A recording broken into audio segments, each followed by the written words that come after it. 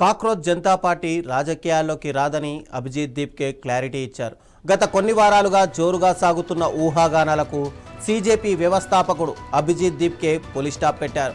యువత నేతృత్వంలోని సీజేపీ రాజకీయ పార్టీగా మారుతుందా అనే ప్రశ్నలకు ఆయన సమాధానమిచ్చారు.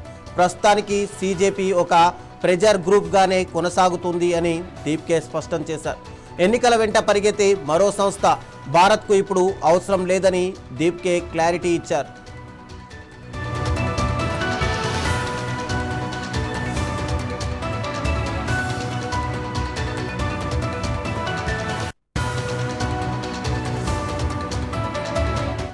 అధికారంలో ఉన్న వారిని ప్రశ్నించే ప్రజా ఉద్యమం కావాలని దీప్కే స్పష్టం చేశారు.